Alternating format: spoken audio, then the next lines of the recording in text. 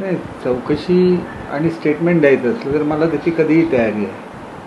त्याच्यामध्ये काय चुकीचं आहे? ठीक आहे, वस्तुस्थिती आहे ही मी सांगितलेली आहे आणि तीच वस्तुस्थिती आहे.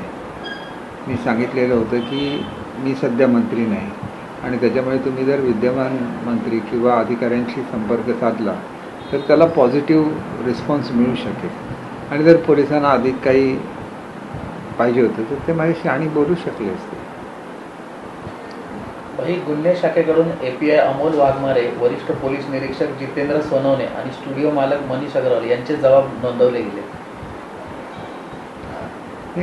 जबाब बघा, जिथं पोलिसांना सहकार्याची आवश्यकता आहे तिथं प्रत्येक नागरिकांनी सहकार्य केलंच पाहिजे असं माझं स्वतःचं मत आहे. त्याच्यामुळे जे काय स्टेटमेंट आहे ते मी अवश्य देईन.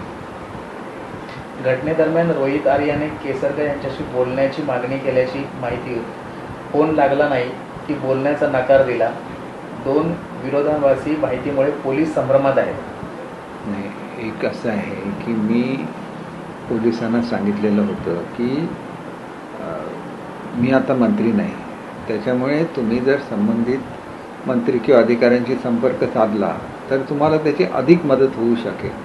आता ह्याच्यामध्ये त्यांचं जर काय वेगळं म्हणणं असतं तर त्यांनी माझ्याशी पुन्हा संपर्क साधायला पाहिजे होता.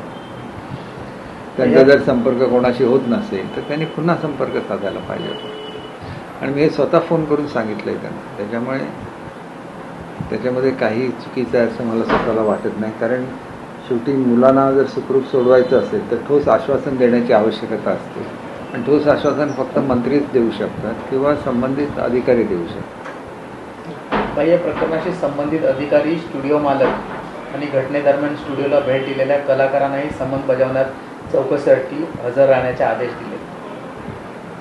नाही बघा, शेवटी असं आहे की एन्काउंटर झाला नसता तर ही सगळी चौकशी लागलीच नसती. एन्काउंटर झालेला आहे त्याच्यामुळे चौकशी होणार हे उघड आहे आणि त्या चौकशीला सर्वांनी सहकार्य दिलं पाहिजे. गुन्हे शाखेकडून सविस्तर तपास सुरू आहे. वाटाघाटी सहभागी अधिकाऱ्यांचे जबाब नोंदवले जात आहेत.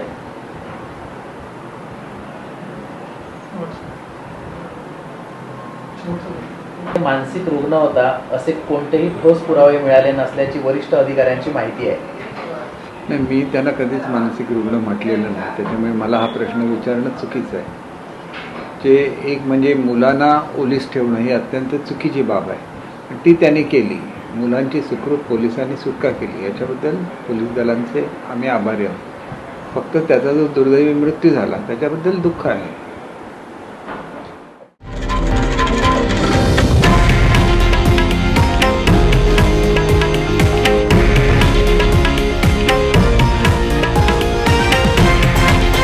हे आहे देशातील नंबर 1 न्यूज नेटवर्क आणि आपण पाहत आहात TV9 मराठी, एकमेव.